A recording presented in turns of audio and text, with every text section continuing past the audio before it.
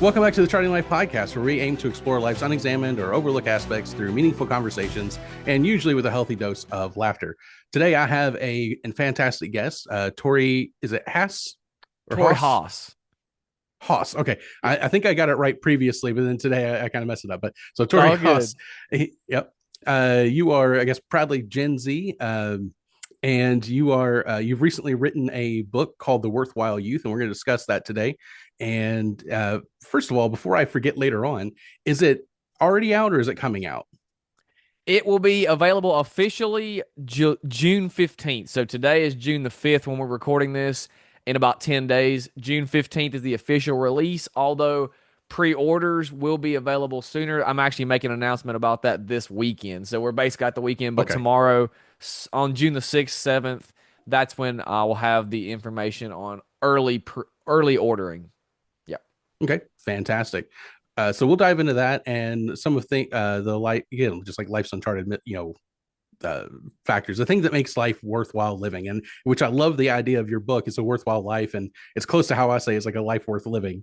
And Yep. so we'll get into that, but first we'll do a little bit of an introduction. So in a pre-conversation, you mentioned you traveled a bit when you were younger. Do you want to tell us a little bit about any travel experiences, especially either if things went really great and memorable, or if things went like horribly off the rails? Yeah, yeah. Okay, to give you a little context, I grew up and born and raised here in Western North Carolina, so that's why I have a very thick Southern accent. and, very rural community here, mountains. If you're a college football fan, Appalachian State University Mountaineers. That's my alma mater.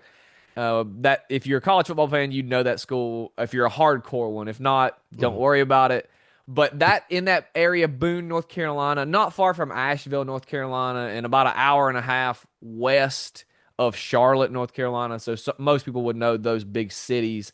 And when I growing up in my family, we had a gospel singing group, Southern gospel music, which was much more popular back in the 80s and 90s and early 2000s Mhm. than it obviously is today.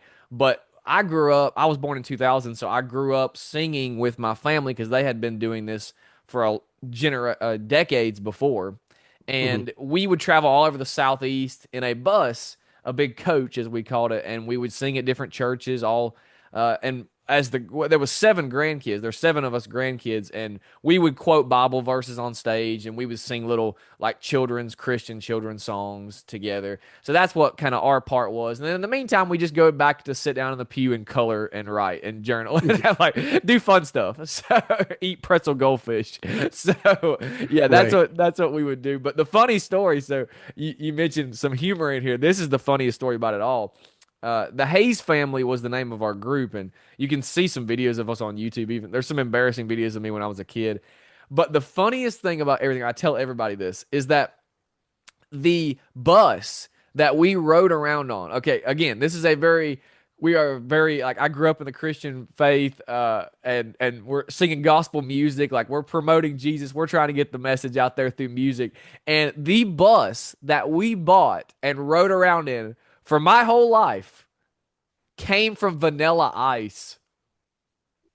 No joke. We bought that bus from somebody who Wow. had bought it from Vanilla Ice. It was Vanilla Ice's old bus. And so Wow. we had to go through a whole sanctification process for that bus. Right.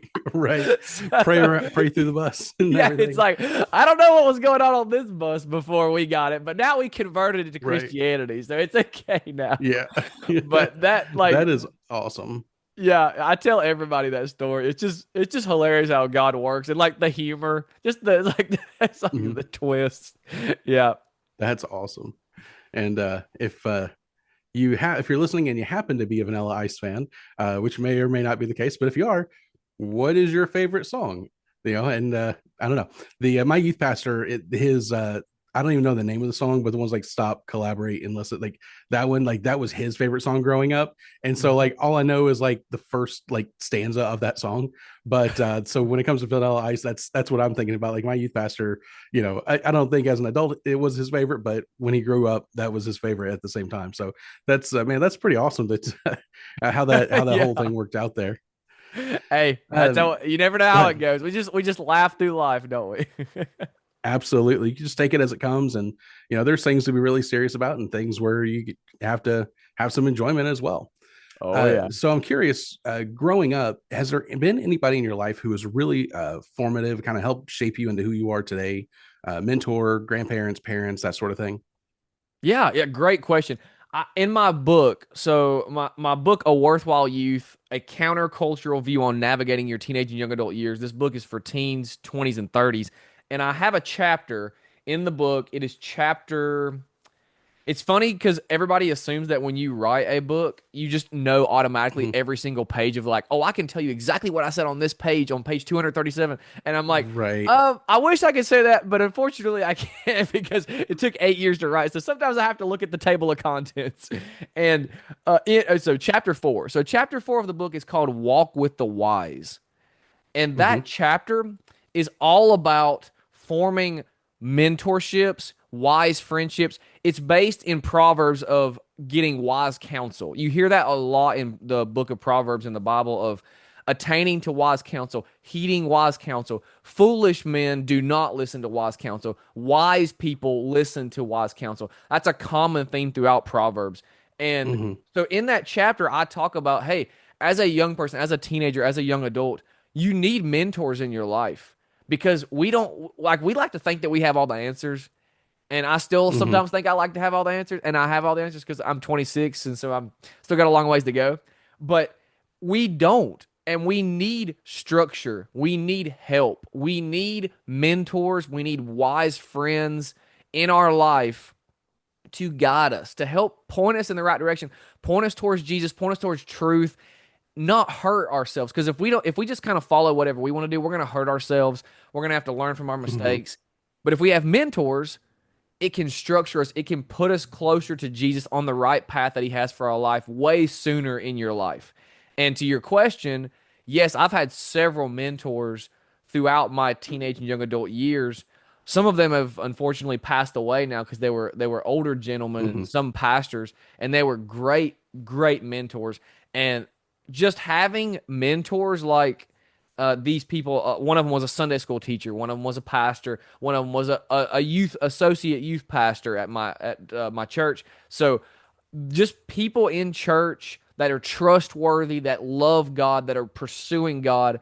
If you can meet with them just one time a month, that's what I did, and that's what like Hmm. I advocate in my book. At least just once a month, or at least doing a phone call or something that can really help you stay on the path to Jesus and answer his calling. Like, I'm not saying you have to write a book, but whatever God's calling you to Right. do, for me, writing this book, it really helped to have mentors to bounce ideas off of, to just stay on the right path, to get encouragement and not listen to the world, but focus on the word and focus on Jesus. And yes, there's several that have been, so I'm not going to say something body Hmm. specific. It's just been a conglomeration of mentorships have really helped me live a worthwhile youth. Yeah, absolutely. And I think, to your credit and what you were saying, if you can have several, that's fantastic. Everyone may not be able to have several. You may have one or two, and if someone's trying to figure out who would be a good mentor in my life, how do I determine who's good and who's not? I think a good question is, do you want your life to look like this person, at least in some of these areas, whether it's something like financial or marriage and relationships, or your calling, or whatever it is that you're trying to do, whatever is important to you and the way you want to structure your life, whoever is doing that well. And so that's ideal. You can also learn from people who learn from the school of hard knocks, and but I think ultimately for like a mentor who's going to really guide you, that's somebody who you want to be able to follow and learn from. And honestly, even as a older adult, mid to older adult, you still need somebody in your life to be like a mentor of that degree. So I encourage anyone to, if you don't have anybody in your life, don't wander around aimlessly. Just go ahead and try to find somebody who can be able to do something like that. Yeah. Yeah, can I point out something that you mentioned in there? The Yeah. in what you were saying, you mentioned about uh like finding at least just one mentor, and I wanted to clarify. So I have Hmm. had multiple mentors throughout my life, but they've only been usually one at a time. So just to be clear, Okay. yeah, like Yeah. you just need to find one. I'm not saying you need to find two or Hmm. three at one time. Ideally, you just want to find one. You really don't need more than one Hmm. at a time in a season. But like the reason why I said it like that was because mentors come and go, not because Hmm. they're trying to leave you intentionally, but they have their own lives, and sometimes they like, for example, the last mentor that I have, like I'm in a season of not having a mentor, and I'm trying to find someone else through prayer and like God to show me somebody else. The last mentor I had, he got called from an associate pastor to head up another church, so he had to leave and change states, and it Hmm. was so sad because I hate to lose my mentor, but you're gonna have seasons where you have a mentor, they leave, or you move, or something like that, and then you got to try to, okay, Lord, find me somebody else. Can you put somebody else in my life that can also be one?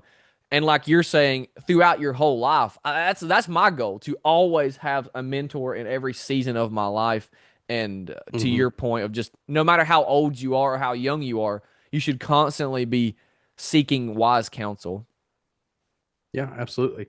And you made a great point there.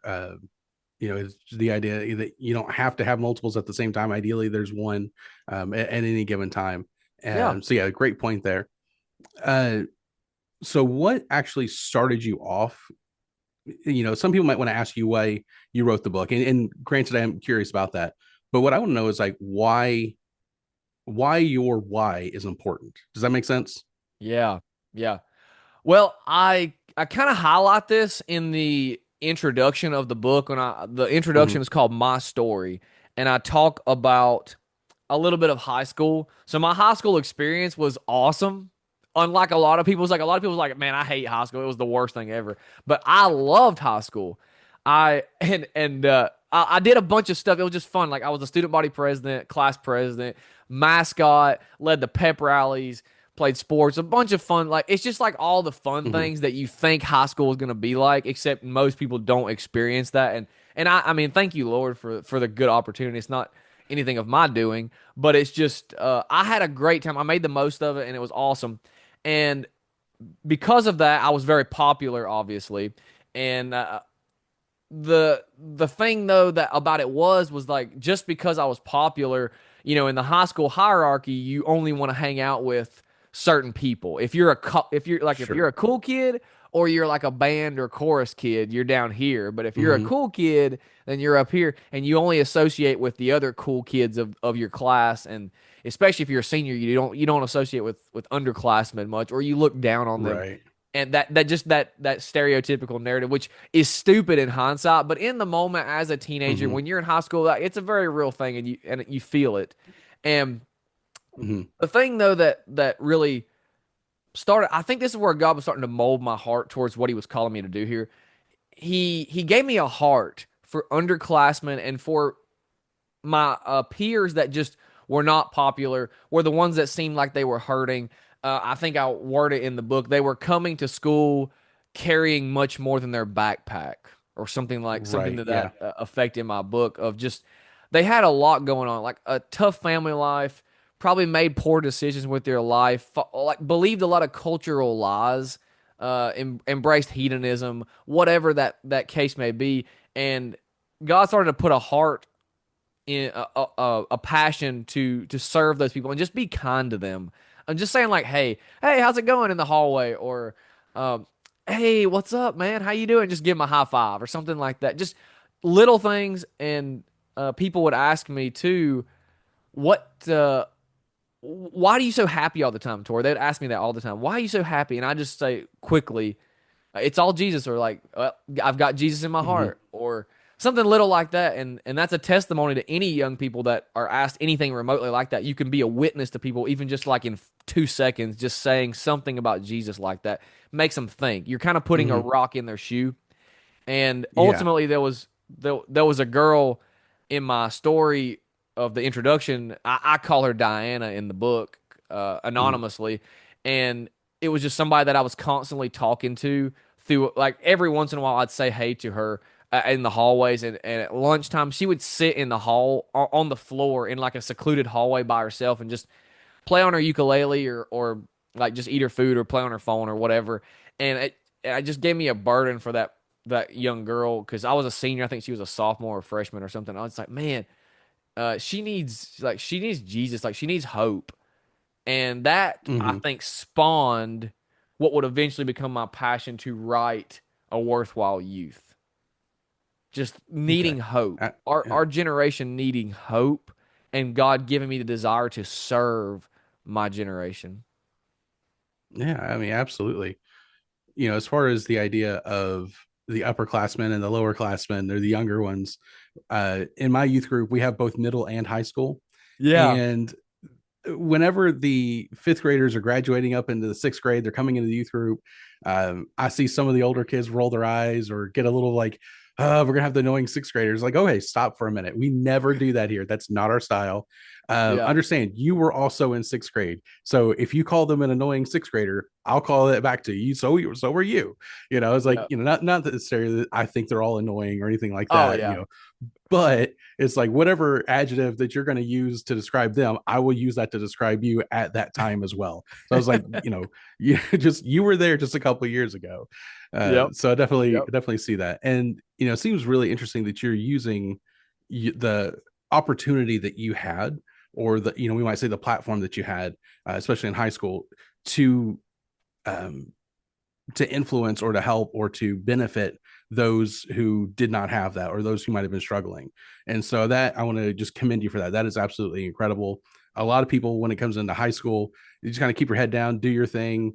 Maybe they don't have all of that experience. Some do, some don't, obviously, but they just kind of are just trying to get through it or dealing with all their problems. And sometimes having somebody go out of their way to greet you or to ask how your day's going, which it's kind of funny.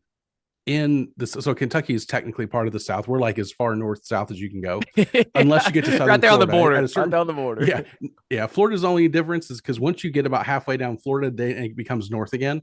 Yeah, it does. But Yeah. right, 100%. Yeah. yeah. But in the South, we would say how you doing as a hello.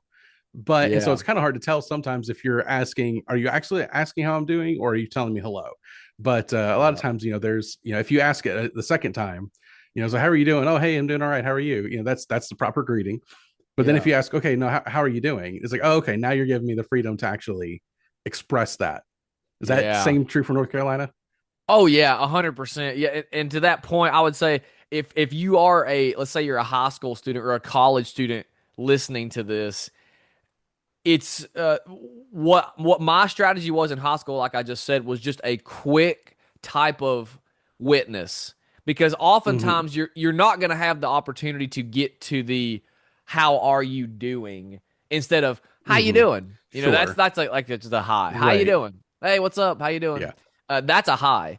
But if Mm-hmm. you can get to if you just have that initial phase of like man, you sure are smiling today, or like you sure are cheerful today, or because that's a common thing that you like young people will Mm-hmm. ask you that. I know that sounds off like weird of like nobody would ever ask you that, but young people ask you that like your peers in high school or college if you have joy from Jesus in your heart and you're walking around smiling and you're being kind to people and you're saying hello and you're just trying to put yourself out there to shine God's light, then people Mm-hmm. notice that and they're like, "Man, what's up with you? Like, what are you?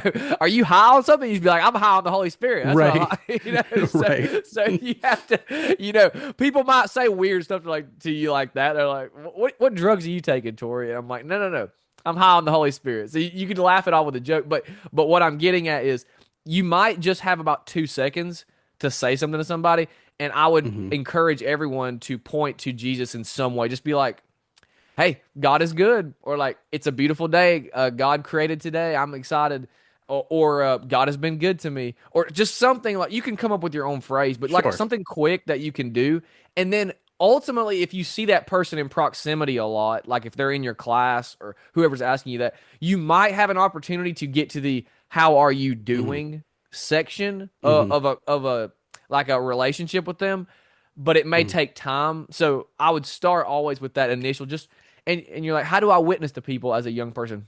Do that every time, just 2 seconds, 2 seconds, Yeah. and then eventually that might open the door to a how are you doing? conversation Sure. about Yeah. Jesus and truth and Absolutely. hope. Yeah. Yeah, absolutely. As far as witnessing with as minimal contact as possible. One thing I'll also say is sometimes just breaking the stereotype, like any negative stereotypes of Christians that people have in their mind, especially if you're in the Bible Belt, in America, where and I know I've got some people listening from international as well. I'm not sure how it is there, but if their Christians have a bad stereotype, an unnecessarily bad stereotype, Mm. if you just break that, and so sometimes it is like that, just being joyful and just saying why you're joyful, something like that is just an incredible way to open the door. Or I think, yeah, I liked how you said to put the pebble in the shoe. That sort of thing is just something that they can think back to later, that they might bypass it now, but at some point later it's gonna work on them at some point. And Yeah. it's by giving people opportunities. And you mentioned that spreading hope was kind of the why it was important to write the book. Um, and so anyone who's ever tried to write, I don't know, I know some people have tried to write and failed, or I interviewed one guy, he wrote, but he also had his stuff half written for years. And so it's a big process. There's lots of stuff that goes into it.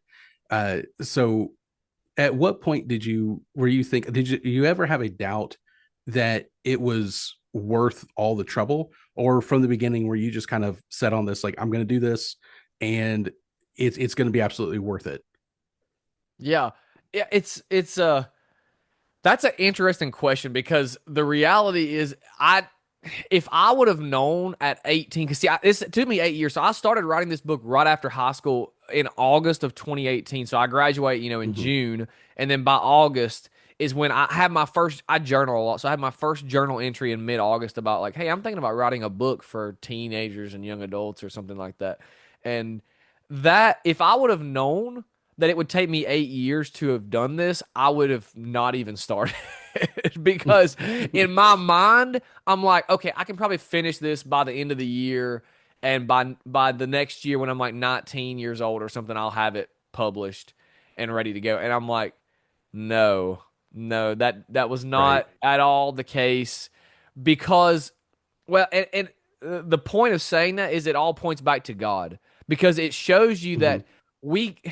I think about this in dating a lot because there's a lot of Christian singles out there, maybe some of listening, myself included, and we're always like, man, why can't God just go ahead and show me who I'm going to marry, and why can't God just go ahead and like I'm impatient, Lord, I need the answers now. But I look at it in the terms of my book writing of this 8 year journey of man, if God had have given me the answer of like, yeah, Tori, it's gonna take you 8 years to write this. If he just like told me that, like he just spoke to me one day and was like, Mm-hmm. yeah, it's gonna take you 8 years to write it. You're gonna be 26 years old when you finally get this done.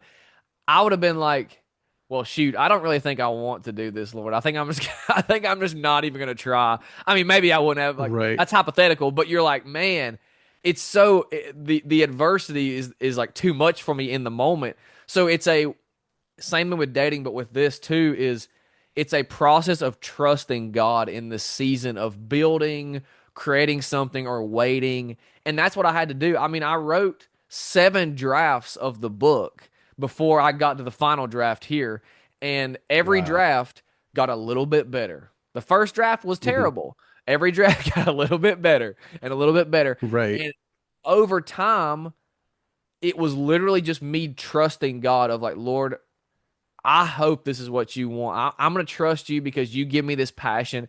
And he continuously put little situations in my life where I would meet a young person. I would meet somebody who says like, man, you're doing such a good job. Because I started posting content on my Mm-hmm. Instagram and Facebook that's related to the book. Not, I kept it a secret, but I was like posting the same content. People were like, yeah, I really like your content, Tori. And it's gave me hope of like, okay, some people need to hear this message, this truth about living a worthwhile life following God. And but it all ties back to if you're open to the Holy Spirit, if you'll listen to him, it's probably going to be hard. It's probably not going to feel Mm-hmm. good. It's going to suck Right. sometimes and you're going to want to give up sometimes because there's several times I wanted to give up.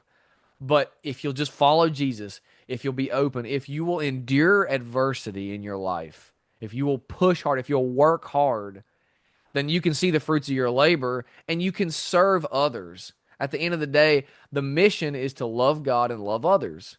And Hmm. I love God so much that I wanted to follow what he's calling me to do. And this was that for this season.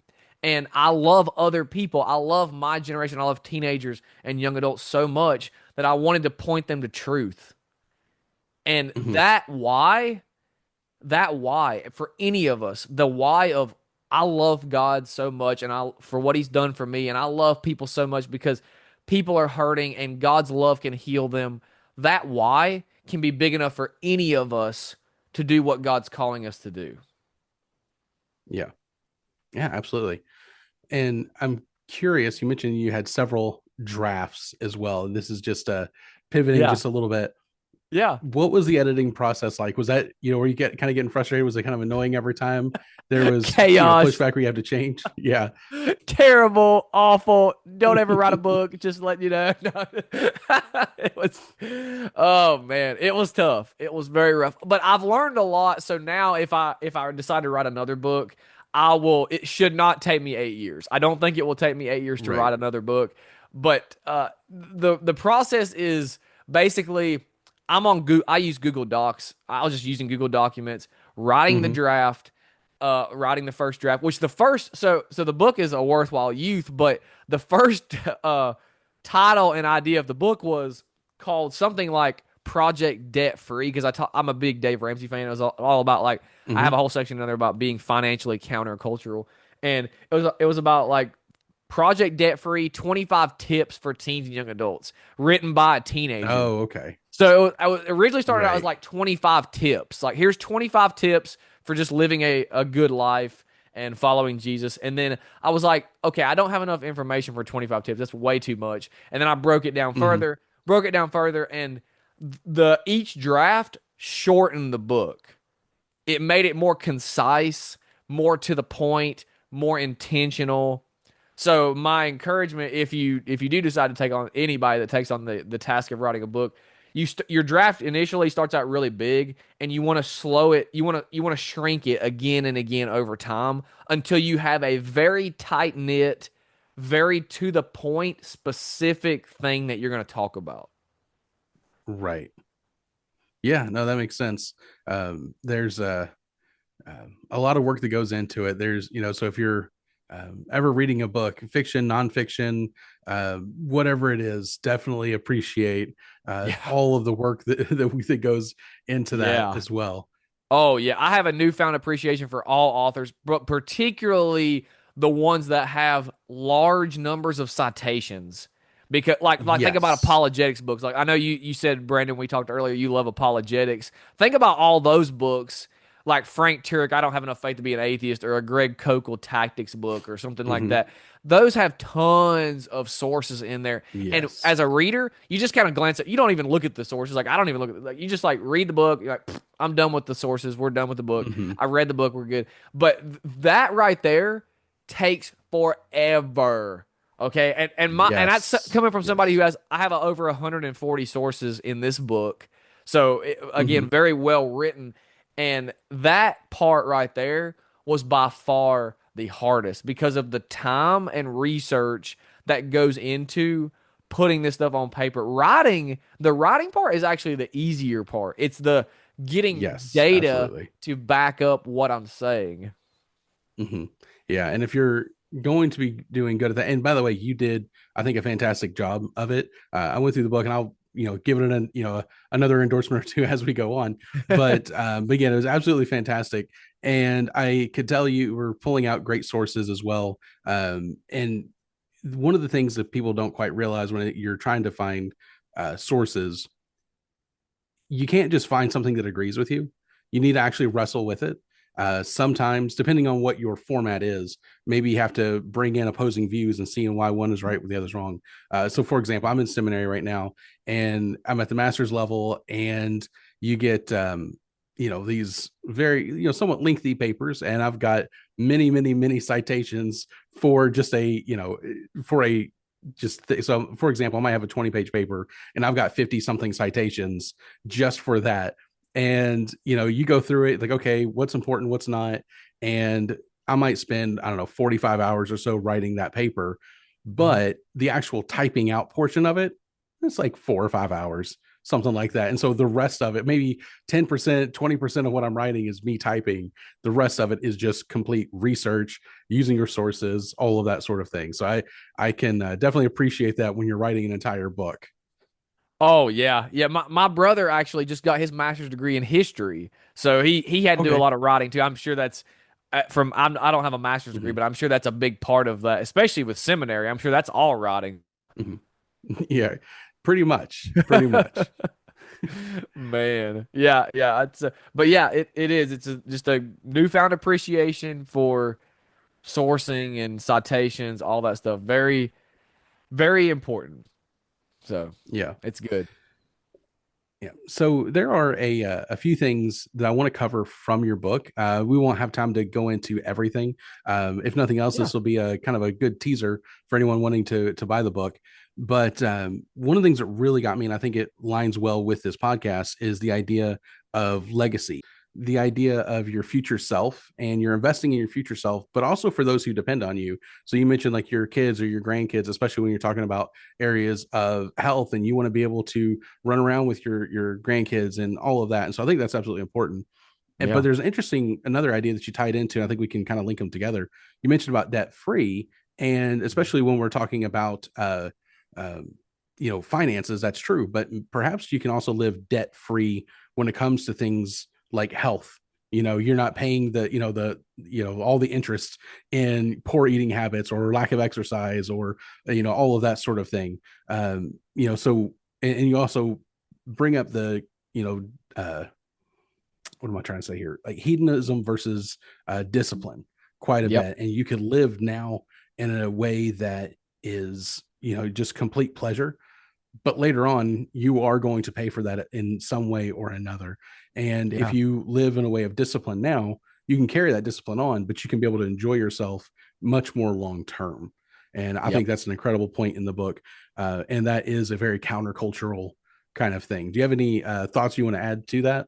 Yeah, yeah, yeah. That's a great point. The fundamental belief of chapter two. So that chapter two is called physically countercultural. And what I mean by that is simply this. It is think long term about your health. That's it.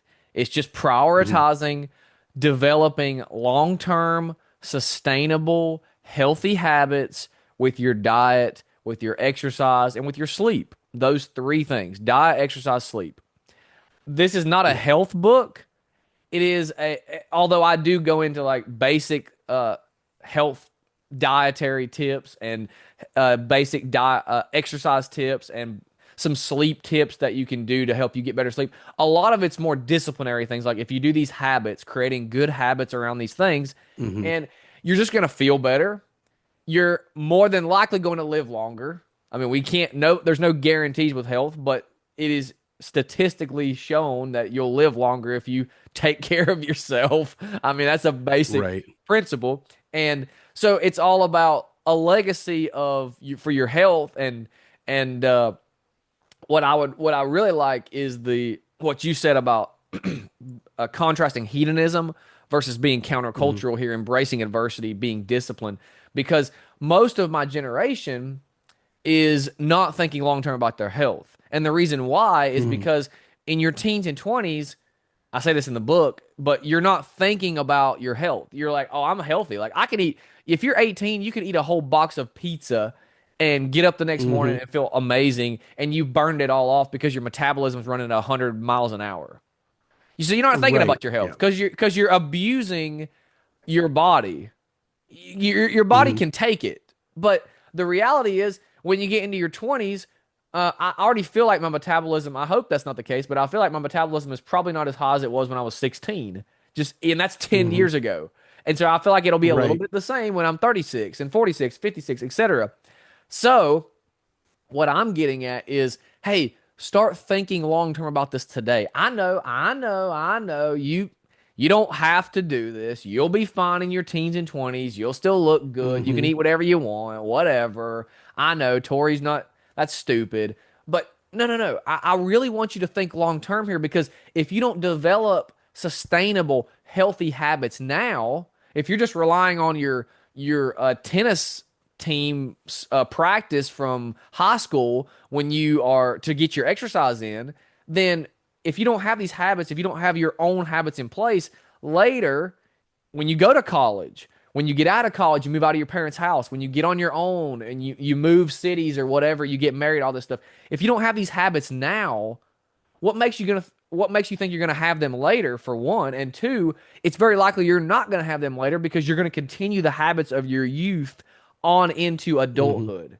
If you're eating Yeah. junk food now, but you can take it because your body can put up with it in your teenage years, you're going to still probably do that in your college years and beyond. And that's when people start to gain weight. They start to become overweight. They become unhealthy. They don't Hmm. have good dietary habits. Their sleep habits are bad because they're staying up till midnight in their teenage and young adult years, and they continue that on into adulthood. So you have sleep deprivation, and with your exercise routines, you're playing sports in high school because you have a bunch of sports. But when you get out of high school, you go to college, you're not playing sports. Like you decide, well, even if you do an intramural team or something, when you get out of college, you don't have that anymore. So what do? Well, you don't exercise and you just start to get out of Hmm. shape. And my thought is, look, guys, your life is going to be better if you take care of yourself. At the end of the day, if you do whatever feels good, Right. it's not going to help you health wise. Your health is going to deteriorate Right. quicker. But instead, be physically countercultural. Think long term about your health. Make good decisions now so you can have good habits later. Yeah, absolutely. And you might even run into something, health wise, because there's nothing guaranteed that you're not going to have some kind of crisis, medical crisis, or something that's going to change and shift things for you. Yep. And at that point, if you've developed, poor habits, that's a little late to start making some. I mean, you make change whenever you can, Yep. but it's a little late the older you get to be able to do something like that. And I'm curious Yep. what you think about incremental change. Start somewhere, and whether it's health habits, financial habits, or any of the other habits that you find. Sometimes we want to think I'm going to do everything overnight, but really, I would say make whatever change you can, that whatever sustainable change you can. For me, Yep. I have that tendency to want to change everything or it doesn't count, and it's like no, make 1% is infinitely more than 0%, and Yep. so get started somewhere. Exactly. I love that you pointed that out. What I would say in short, before I go into exactly what I'm talking about in my book, is read my book and then go read Atomic Habits by James Clear. Okay. So, Okay. so, Yeah. because that book is the gold standard for developing habits. And I reference that book many times in my own book. So I Mhm. 100% love that. To your point, though, in the physically countercultural chapter 2, when I'm talking about creating a sustainable exercise routine. So I'll talk about diet first, and I'll talk about exercise and sleep. And in the exercise routine, what I'm getting at here, I say there's 5 things that you should focus on in your exercise routine to have it be sustainable. One of them is short. Well, they're short, challenging, consistent, and variety. I'm sorry, there's 4, not 5. Shows you how long it's been since I wrote that chapter. The editing process takes a Right. long time, guys. You got to give me some grace.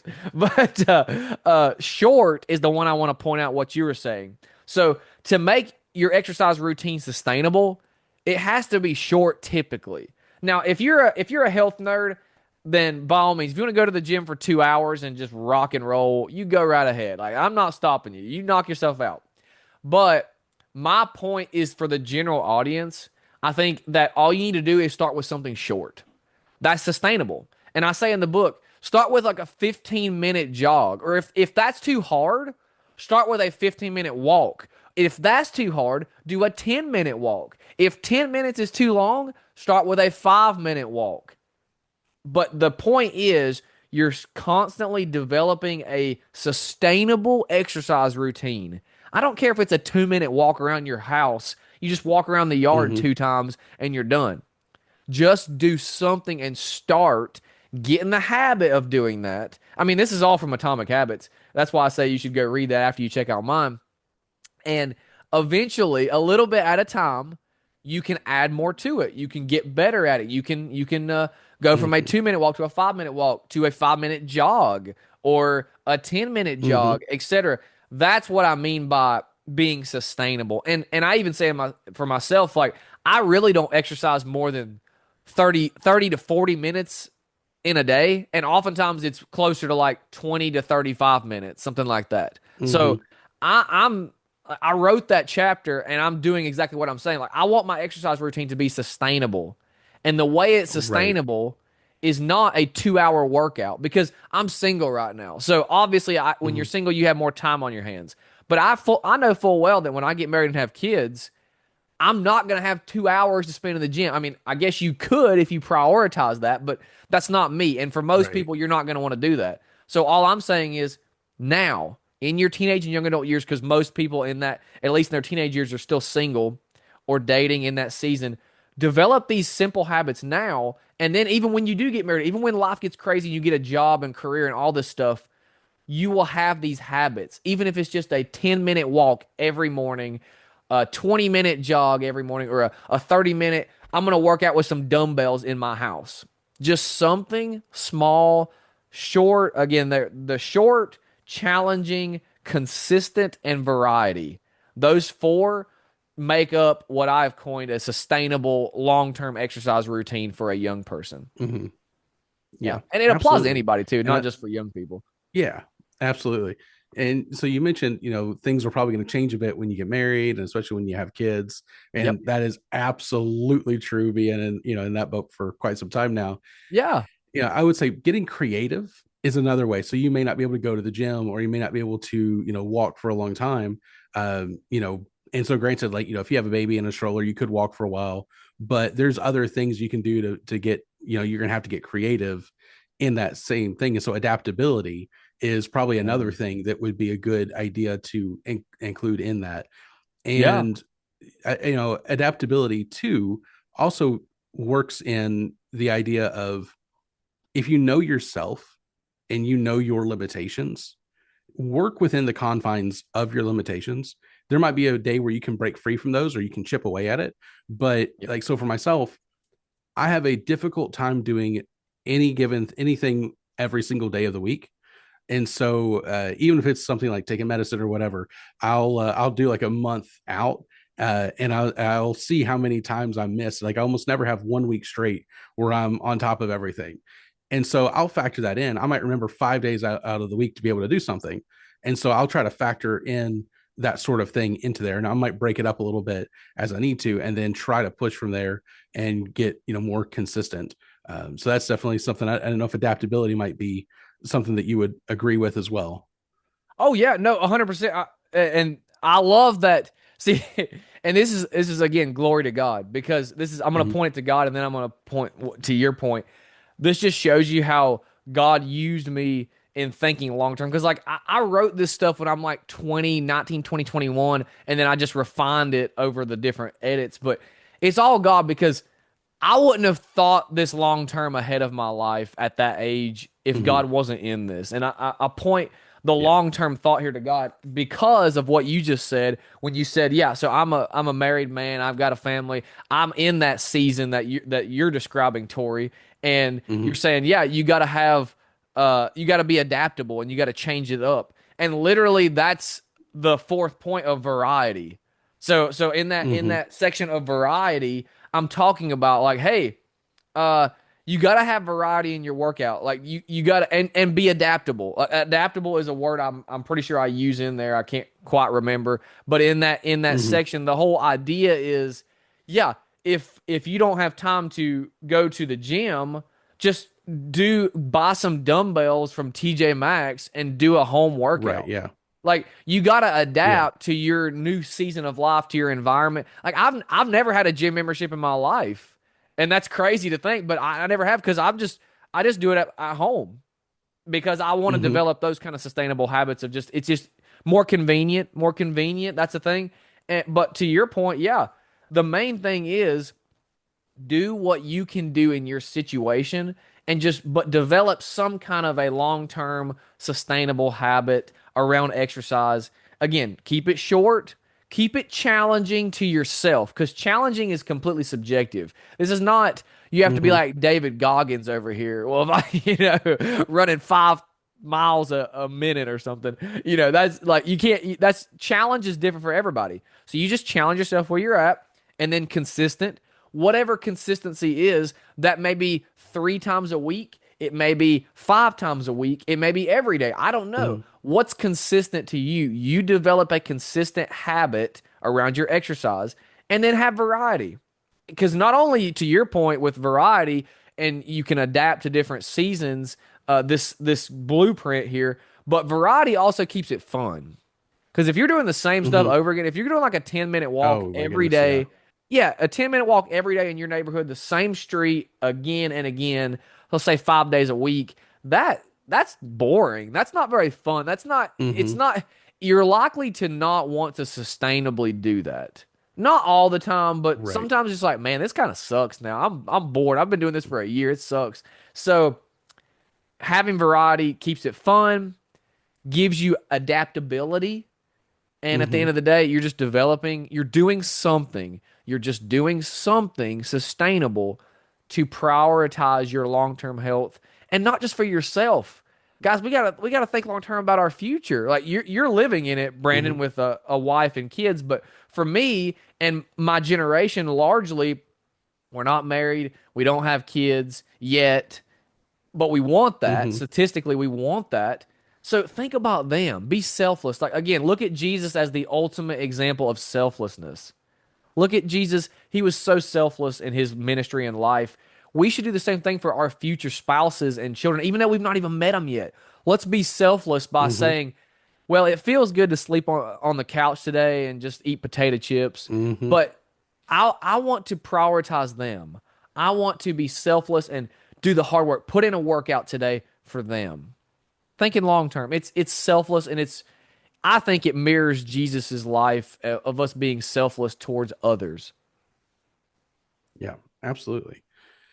And as far as thinking long term, and this is something I think is a really big deal for the people who are within your age, especially high schoolers, is well, it's said this way: one of like the second most important decision you're ever going to make is where you go to college. Yeah. And the idea is that you have to go to college, you have to do this, and for some careers you like if I want my doctor to have gone to college, there's Yeah. certain professions where you're like, please go get higher education, whatever that looks like. And then there are Yep. other things where it may not be necessary, or there's other avenues. And Mhm. I think you have a whole chapter about college, and sometimes I don't want to steal too much of it, but a lot of Yeah. times people just go for the experience, Yep. and they're paying a lot of money for the experience plus a little bit of schoolwork. Yep. So what, like, I guess briefly, what would you say to somebody in high school? Maybe they're a sophomore or a junior or a senior, and they're thinking about college, uh, perhaps outside of one of those careers that are like absolutely necessary. Yep. Like, what is the, if you could begin put the pebble in their shoe to help initiate the thought process, Yeah. what would Yeah. that be? Yeah. Yeah.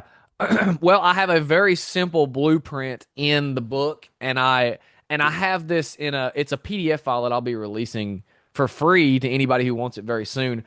On the 7 disciplines of a worthwhile youth, covering all seven of there's 8 chapters in the book, but there's 7 Mm-hmm. particularly covering a particular subject, and the sixth one of the 7 disciplines is pr- uh I'll read it right now. It is pursue only the secondary education you need.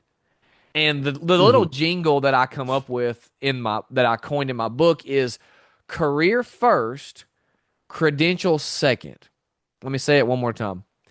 Career first, credentials second. And Mm-hmm. what do I mean by that? Well, too many teenagers, myself included, we go off to college to get a credential first, and then we figure out later what career we want to do.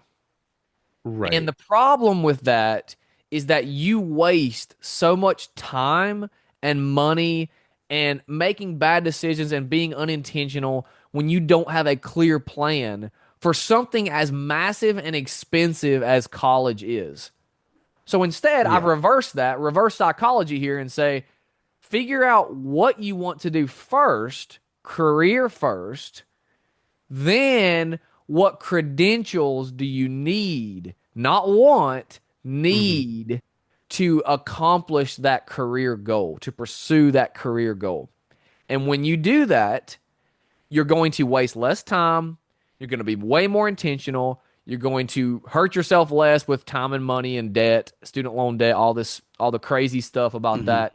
And you're going to get on with your life quicker because that's really what you want at the end of the day. You Yeah. want to figure out what do I want to do and let me go after it as fast as I can because life is short. It's very short. And you don't think about that as a teenager. I know. I didn't think about it much either, but life is very short. Right. So let's get on with it. What's God calling me to do? Well, let's get on with it. Let's not waste time. And so if you follow that, if you're a high school student, follow that blueprint. I'm fully convinced that that blueprint is going to lead you to the best version of the whatever post-secondary education you need and get you to the Hmm. career you want. Career Yes. first, credentials second. What do you want to do first? Figure that out while you're in high school, ideally. Or if you don't, that's okay. If you graduate high school and you still don't know what to do, that's okay. Work a job. Don't just go off to college like everybody else. Start working a job.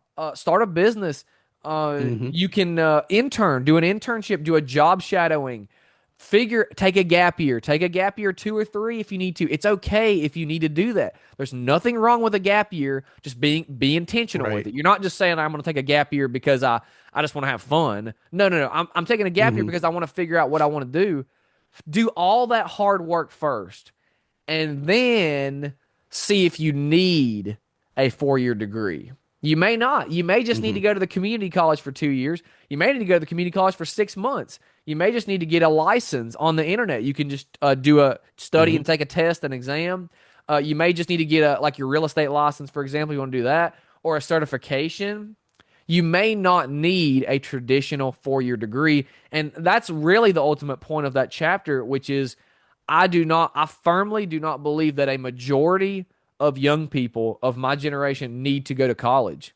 I don't because I agree. the data in the book shows that if it's not working out, it's really not working out for most of us. Hmm. It's not. You're changing Right. careers. You major in one thing, you do something else, and so I'm fully convinced that that's the right path, and I'm tired of seeing our generation hurt by student loans. I work in financial.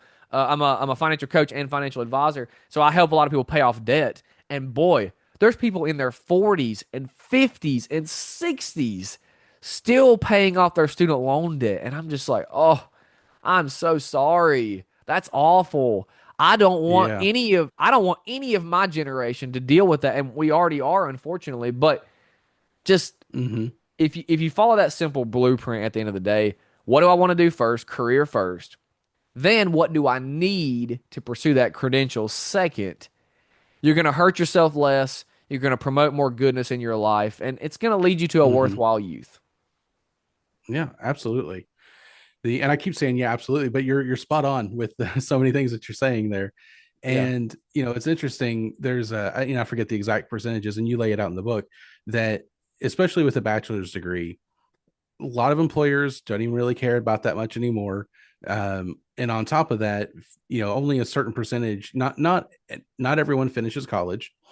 And then on top of that, almost like very few people actually get a career in what their major was in college. And Mhm. there are so many other ways. And so, like, let's take business for example. Their business degrees are really popular. There's certain aspects of that. And Yep. if you think there's going to be some classes that are help you, your local college, you can just take couple of classes. You don't have to have the degree. You can even audit a class Yep. for cheaper. You're still doing all the work. You're getting the Yep. education for it, and you don't have to pay as much. And just as a thought too, when it comes to student loans, you might do the math and think ahead of time, okay, it's going to be X amount of dollars per month. If I pay extra, I can pay it down sooner. But by the time you're done with college, how many years till you're married, or how many years till you have kids, or some major life change is going to happen, and you're back to paying minimum, and so you're still going to have those 20 years or so that you're paying everything back. And so Yep. that's something to think about as well. And then you also mentioned like starting a business. Let's just say some kind of business that you're wanting to do. First of all, find what kind of need there is, see if you can meet that need. But how Yep. much more education, in life could you have? I mean, depending, like maybe start small with your business. Let's just say it takes, and I'm making numbers up here, $5,000 to $10,000 to get your business started up and running and get to the point where you might be profitable, and you fail.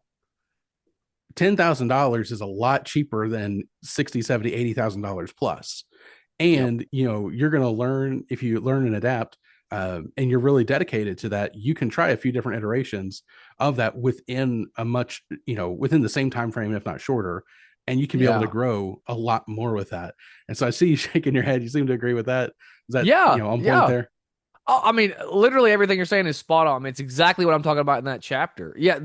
Uh, yeah, if like for example, in my personal story, so I started a landscaping business in high school, and I did that all throughout college. I just ended it like last year because I was very successful, and I did that, and I slowly transitioned into finance roles, and then with my book and all that stuff. So you my what I would say is to that point, especially because there's a lot of probably some people listening to this are kind of like entrepreneurial, a young person, you're like, I kind of want to start my Mm-hmm. own business one day. And to that point, what I would say is you should start with something like whatever you want to do. But I did a landscaping business. It can be anything. Like you can, just because it was landscaping, I also did like handyman, pressure washing, all sorts of Mm-hmm. different things. That's a great need for one, and you can make a lot of money at that at a young as a young person. So that's one great option. And then you also need to be learning or growing or doing something else to advance your career goals because you like landscaping is not the end goal for me. It was not the end goal for me, but it was a means to get to the next step in my Mm-hmm. career.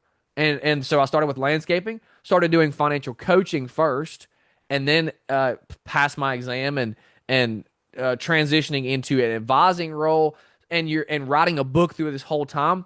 And so what I'm getting at is if you have a self-employed entrepreneurial mindset, you should be starting with something to pay the bills, learning from that experience, growing, adapting, like what you just said, Brandon.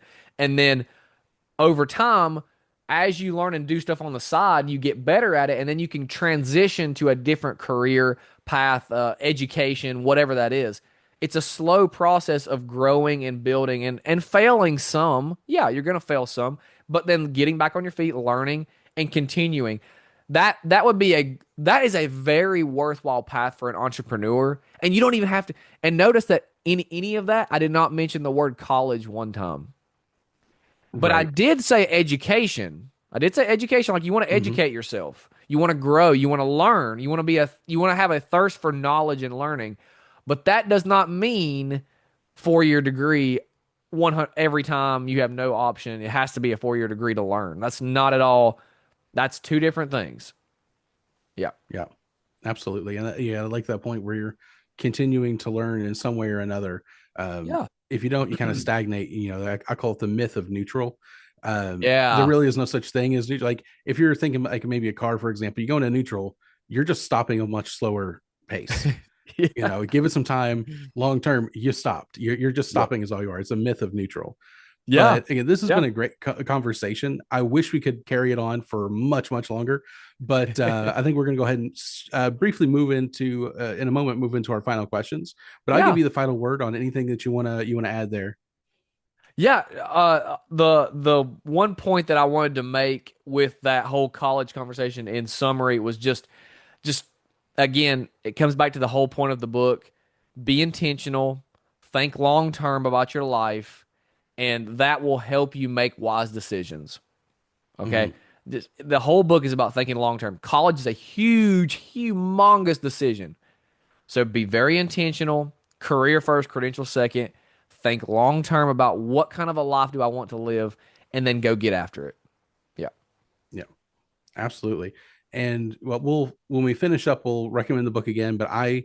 I was able to. You gave me the kind of advanced copy that I could be able to read through. I was Yeah. able to finish it, and Oh, it is. nice. I can't give it a big enough of an endorsement. Like it is absolutely fantastic. And Wow. is even Well, for thank you. older adults. the wisdom there is great. And what I would say is you kind of weave together the ancient and even more recent, but weave together past wisdom Yeah. with modern practicality, and you do that Yeah. expertly. So fantastic with that. Yeah. Well, thank you. I Um, appreciate that. yeah, absolutely. So, as a concluding series of questions, I always ask my first time guests Uh-huh. using this idea of charting life or charting a course. I like the explorers, and we're using that same explorer heart to go through these things that make life worthwhile. And Yeah. so, on that theme, let's assume there's a island that's just recently been discovered. You get to Uh-huh. take 5 people with you, real people, living or dead. I want to see who you're taking with you. The two caveats there: one person needs to be able to help you survive, and the other person needs to be able to help you tell the story, a storyteller of some sort. Okay. And these can be, are these real people or historical figures? Real people, living or dead. So not like out of a fiction book, but somebody who's Okay. actually has Okay. lived on this earth. Okay, got you. Okay, so because I know you're the history buff, so Mhm. I would say from a historical perspective, so one person is for the storytelling and the other one is for survival, right? Is that what you said? Yep. And then 3 others. Yep. Oh, and three others. Okay, gotcha. Yep. Okay, so one, I think it'd be really cool to have somebody like I'm going to tie in two people together, Lewis Mhm. and Clark, because they're explorers Yes. from exploring North America, the Louisiana Purchase, all that type of setting. For those who are non-history buffs like Brandon and I, that may need to know who these people are. Lewis and Clark, great explorers, great American explorers, and just having two explorers like that in your corner would be very handy for surviving on the island. So that would be two of those three. I'm talking about the three people first. I would have those two just as three. Mhm. I'd probably have my brother as the third one, just because my brother. I love my brother. We have a great relationship, and he's also a history buff, so he'd want to meet Lewis and Clark, and he Yeah. would be down for an adventure. So I'd have my brother Toby. So he's Toby, I'm Tori, TNT. We get together, we're dynamite. So we we have Nice. fun. But the other two people for the story, and then for the survival element. So I would probably have a survival element. I think it'd be cool to have somebody like Jocko Willink probably, because that dude Oh, goodness. is like Yeah. a monster beast. I mean, he's just he's a beast of a man. Hmm. So he would know how to survive. He's like a tough guy. I could learn so much from him. That would be the survival guy, and then the storyteller guy. Now this would be very funny, but what about William Shakespeare? Because Oh, yes. Absolutely. just because you're like, okay, he can weave this into an amazing story, and so when we get off the island, he can write a theme, a movie, a show, a book about it, whatever, and then I can sell a lot of copies. It'll be awesome. So Yeah. yeah, that's my That is idea. fantastic. Yeah, Yeah. yeah. Great. On the island, you get to bring one crop with you to help sustain life, especially if people are going to come back long term. What is that crop? Mm. I guess I would say wheat.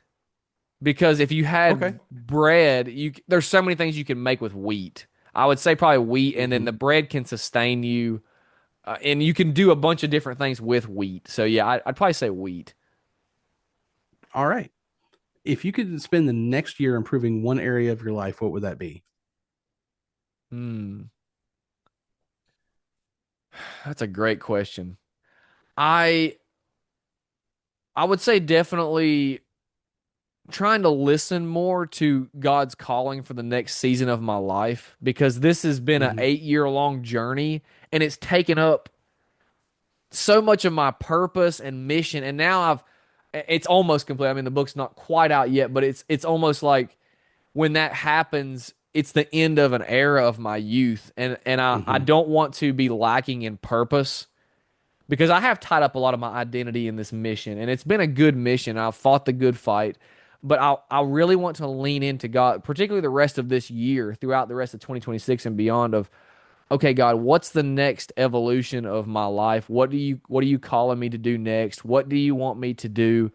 Can you direct my path? Because He directed my path here, and I'm confident He's going to do the same thing. And He's already given me some ideas in my head of like, here's this sounds really cool. I think I might explore that idea. So really leaning into Him even deeper knowing him Hmm. more, listening more, and shutting up. Like shut up, Tori, like Yeah. that kind of thing. Yeah.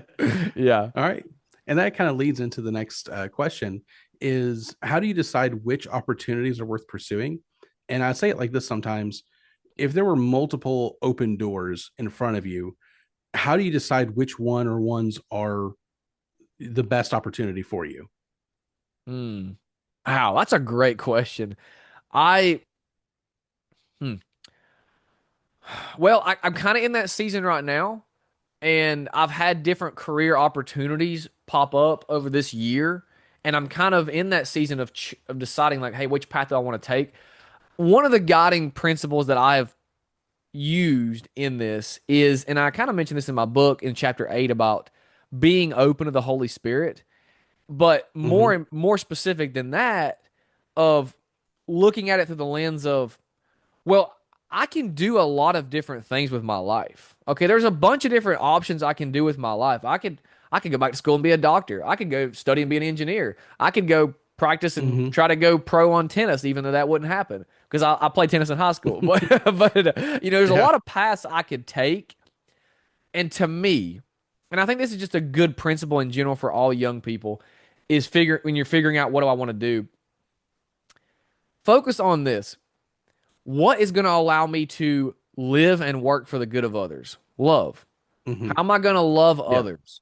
Living and working for the good of others. What can bring me so two sides of that. Like what is fun? Like what do I love to do? Like what does like God created me Hmm. with passions and desires, and he gave me a loud voice, gave me like a public speak, and I love like this mission that I'm on. He gave me that. Those are great, good desires that a specific personality traits that he gave me.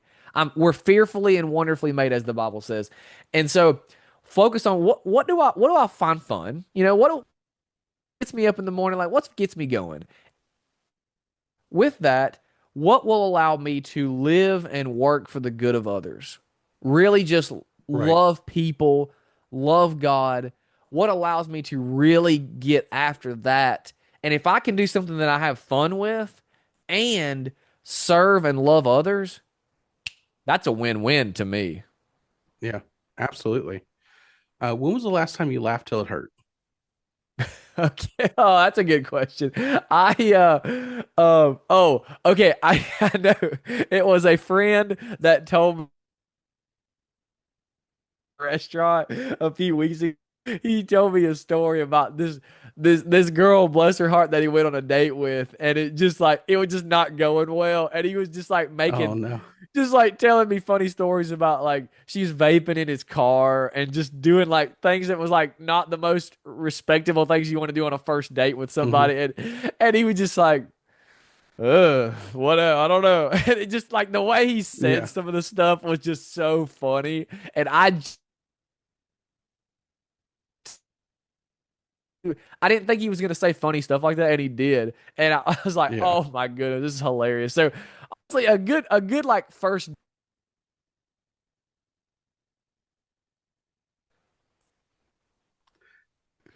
All right. And what about the last time you cried? Hmm. Or when was the last time you cried? Yeah, more. And I'm I sorry. It looks like you were cried. breaking up a little bit there. Oh, can you hear me? Okay. Oh, I can hear you. It's just that the video was breaking up.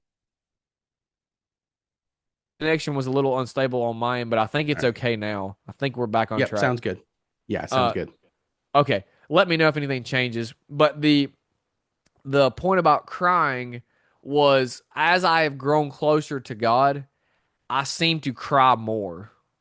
And I have a tender heart inherently. I'm a very loud personality, but I have a tender heart, and I cried when my friend, like a couple of my friends, had an argument, a really bad argument, and I was a witness to it, and it really made me Hmm. sad because it's hard. They're both struggling with the forgiveness aspect, and after that event, I just went home and cried because it was really sad to see that, and I really am constantly praying and talking to them about forgiveness and working back towards forgiveness. And I've also been crying just for my generation, like I really want this book comes from my heart of, man, you've been hurt. You've been hurt so Hmm. bad. The culture has lied to you about so many things. There's hope. There's actually a better way forward. You don't have to live like this the rest of your life. There's grace and forgiveness and hope and mercy in following God's way of doing life, being Yeah. countercultural. And if you do that, it's going to lead you to goodness. You're going to hurt people less, you're going to hurt yourself less, and you're going to promote goodness and flourishing in your life and others. And it's that makes me cry sometimes when I think about that with a specific person, but ultimately it's tears of joy of the sense it's not tears of joy, it's tears of lamenting of just like Hmm. I need to get this out, God, because we live in a fallen world and it's sad sometimes and we gotta lament, we gotta get Yeah. our tears out. We have to cry as men, we still need to cry.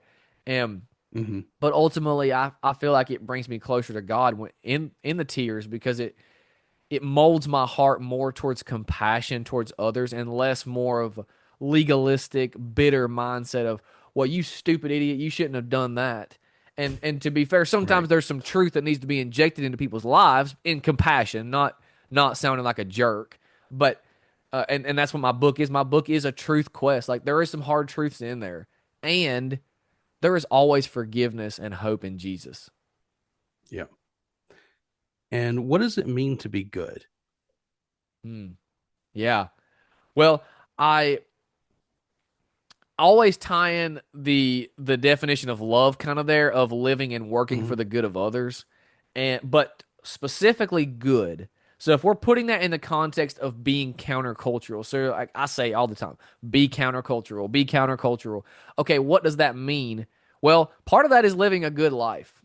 But what does that mean? So living a good life, being countercultural, not following the ways of the culture, but living a good life and being countercultural and loving people as God would want us to is really just following biblically based virtues. Things Hmm. like being good is following things like patience, kindness, generosity, discipline, responsibility, doing hard things, aka adversity.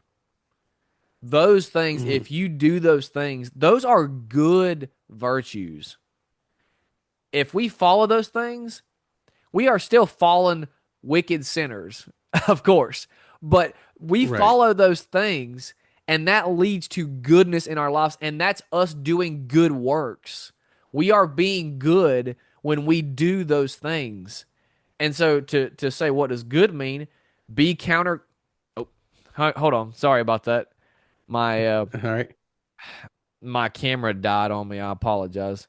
Let me get that It's all fixed here. right. Okay, I'm gonna put it back. This is on my Yep. laptop camera now. So All right. in You're back. short, being good is saying, "Hey, I'm going to be countercultural. I'm going to embrace virtues that are found in the Bible." I didn't make this up. Like I didn't make up 99% of this book. I wrote it, but I didn't make anything up here. This is all biblically based truths. It's simply like, hey, don't do it because Tory said so. Do it because read the Bible and it actually kind of lines up with like I'm just saying what the Bible says. Again, these virtues, patience, Right. discipline, responsibility, loving others, selflessness, generosity. These virtues are biblically based truths, and if you follow those truths in your life, you will promote goodness for yourself. Your Hmm. life will not be easy. I'm not going to say it's easy. That's different.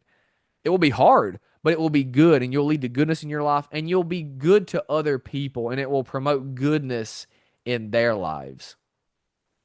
Yeah. And the last question I have is let's go back to the island. Let's say Yeah. things are not going well. You're not going to make it out. What is the last advice you can give to your family? Now, there's a bit of a constraint here. If you're writing it out, you have one or two paragraphs maximum, or if it's a video thing or audio recording, you have Yeah. just 30 seconds or so. What is that last advice you would give? Hmm. here's what I'm gonna do. I'm to answer that question. I'm gonna read the Mm, last section of my book, the mhm, last two sentences of my book, because I think it's mhm, quite fitting. And the last section of my the second to last section, I should say, is about being living the most worthwhile youth you can live. Okay. mhm, And in there, I have a section where it's called Get Off the Sidelines. So I have a mhm. section about it's kind of a call to action for Christians. And there's a quote in this that I reference from Voyage of the Dawn Treader, Chronicles of Narnia. Ah, yeah. Most of us in the Christian circles have at least heard of that, if not read the books or watched the movies. Probably you've watched the movies. And Reepicheep is one of the mice. The little mouse, if you know the movie, he's got the little sword and he's like fighting people. He's a little tiny Mhm, mouse. And in the Voyage of the Dawn Treader book, he says the context is they're trying to decide, do we move forward, do we not move forward, what do we do? They're indecisive, they're scared, they're fearful, kind of like the island setting here of like, is this the mhm, end, what do we do? And Reepicheep says to the crew of the ship of the Dawn Treader while they're on the sea, he says, my own plans are made. While I can, I sail east in the Dawn Treader. When she fails me, I paddle east in my coracle. When she sinks, I shall swim east with my four paws. And when I can swim no longer, if I have not reached Aslan's country or shot over the edge of the world into some vast cataract, I shall sink with my nose to the sunrise. mhm, And ultimately, what that comes down to is Reepicheep is pursuing heaven, pursuing God with all of his might, mhm, the analogy at least. And to me, that would be my cry of like, hey, I want to fight the good fight. I want to finish the race, as I say here, and I want to keep the faith mhm. all the way through. And that would be my parting message on that island and to others who would see that and be encouraged and inspired to fight the good fight. Gen Z, let's get off the sidelines. Let's fight the good fight. Let's keep our nose pointed towards the sunrise. That's fantastic. Almost said absolutely again, but no, that's great. I love those answers.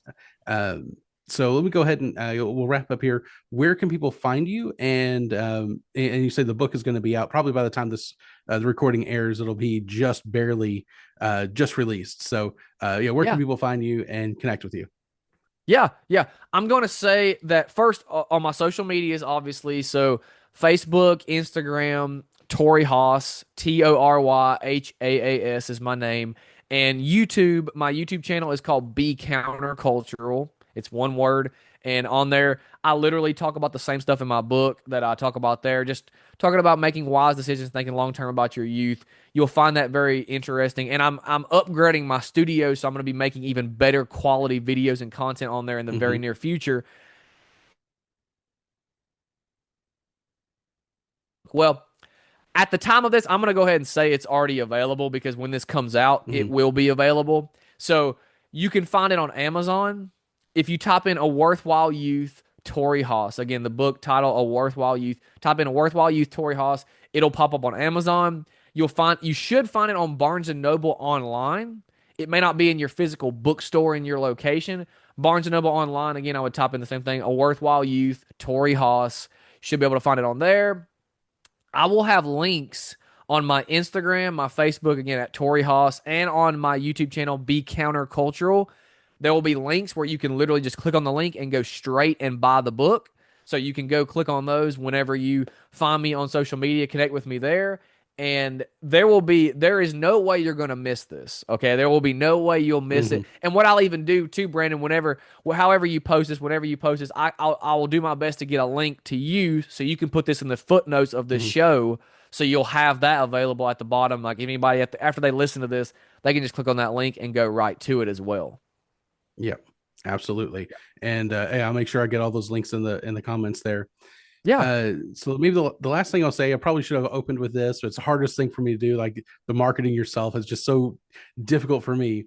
But if you do the like, subscribe, share, 5 star, all that sort of thing, that's very helpful. And if you returning to the podcast, you'll recognize what I'm about to say. And if it's your first time, when it comes to sharing the episode, at some point in this conversation, it's highly likely that somebody came to your mind.